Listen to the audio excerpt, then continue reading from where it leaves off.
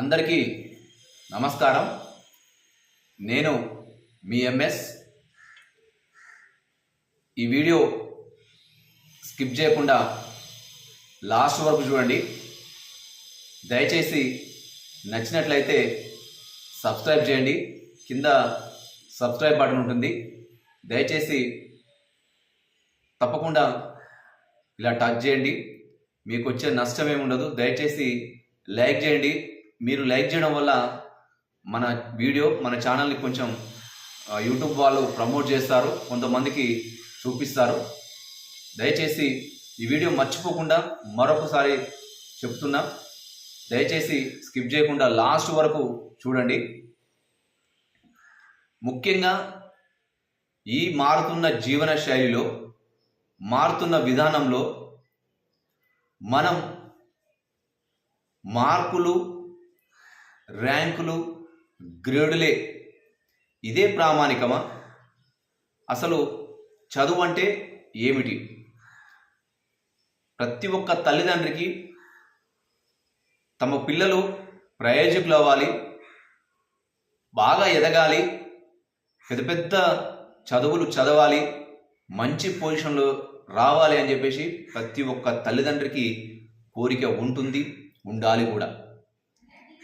దానికి అనుగుణంగా చాలామంది ఒక ప్రణాళికబద్ధంగా, ఒక విధానం పరంగా నిర్ణయాలు తీసుకోవడంలో తప్పు లేదు. ఈ విధంగా పిల్లలను చదివించాలి కూడా. కానీ ఇప్పుడున్న పరిస్థితుల్లో, ఇప్పుడున్న మారుతున్న కాలానుగుణంగా ఎక్కువగా మనము ర్యాంకులు, గ్రేడులు ఇవే మనం చూస్తున్నాం. కానీ పిల్లల యొక్క మానసిక పరిస్థితి ఏంది, పిల్లల యొక్క ఆరోగ్య పరిస్థితి ఏంది, వారి యొక్క జ్ఞాపకశక్తి ఎంతవరకు ఉంటుంది, వాని ప్రతిభ ఆధారంగా మనం ఎవ్వరూ పట్టించుకోవడం లేదు.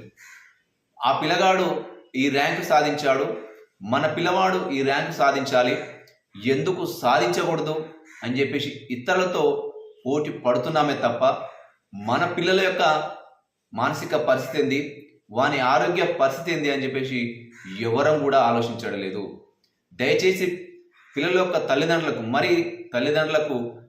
మరి వేడుకుంటున్నాం, దయచేసి మార్కులు, ర్యాంకులు, గ్రేడులే కాదు, పిల్లల యొక్క మానసిక పరిస్థితి, వారి యొక్క ఆరోగ్య పరిస్థితి కూడా మనం ఖచ్చితంగా ఒకసారి గమనించాలి, ఆలోచించాలి కూడా. ఇక మీరు చూస్తున్నారు, ఈ మధ్యకాలంలో చాలామంది చిన్న పిల్లలకి చిన్న ఏజ్లో 4 సంవత్సరాలకు, 3 సంవత్సరాలకు, 5 సంవత్సరాలకు కళ్ళద్దాలు, స్పెట్స్ వచ్చేస్తున్నాయి. ఇక 10 సంవత్సరాలు, 9 సంవత్సరాలు దాటకతోనే మొత్తం ఎంట్రుకలన్నీ నడిచిపోతున్నాయి. ఇదంతా దేనికి దారితీస్తుంది? వారి యొక్క మైండ్ని మనం ఏం చొప్పిస్తున్నాం? మార్కులు, గ్రేడులు చొప్పిస్తున్నామా? అసలు యాక్చువల్గా మనం చెప్పాలంటే ముఖ్యంగా గమనించాల్సింది ఏంటంటే, ఇక్కడ మనం పిల్లల ద్వారా ఏం సాధిస్తున్నాం? మనం వ్యాపారం చేస్తున్నామా?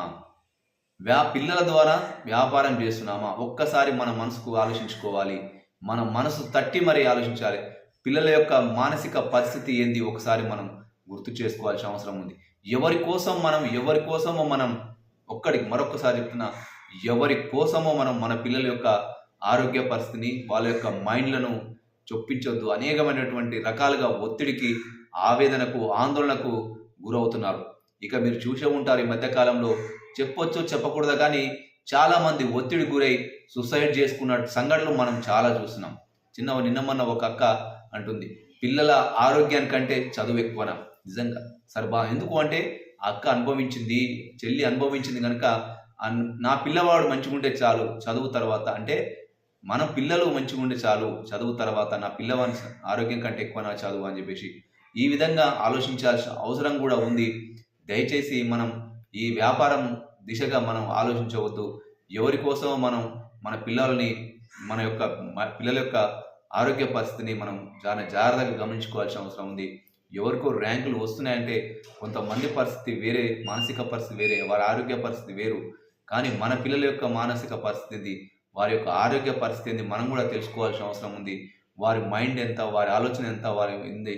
ఆ మైండ్లో చిన్న మైండ్లో మనం అనేకమైనటువంటి అక్షరాలను చొప్పిస్తున్నాం, అనేకమైనటువంటి ర్యాంకులు, గ్రేడులని మనం చూపిస్తున్నాం. మీరు చూసే ఉంటారు చాలామంది ఇన్ని రకాలుగా మానసిక ఆందోళన చెందుతున్నారో, మానసిక వేదన చెందుతున్నారో, వారు ఎన్ని రకాలుగా ఇబ్బందులు పడుతున్నారో మీరు ఒక్కసారి గమనించాల్సిన అవసరం ఉంది. పొద్దుగాల 5 గంటలకు 6 గంటలకు పోతే 10, 11 గంటలకు వచ్చి ఈ విధంగా ఇలాంటి రకమైనటువంటి చదువులు మనకు అవసరమా? ఏదో కార్పొరేట్ వ్యవస్థ కోసం, కార్పొరేట్ కాలేజీల కోసం మన పిల్లల యొక్క జీవితాలను మనం పణంగా పెట్టవద్దు.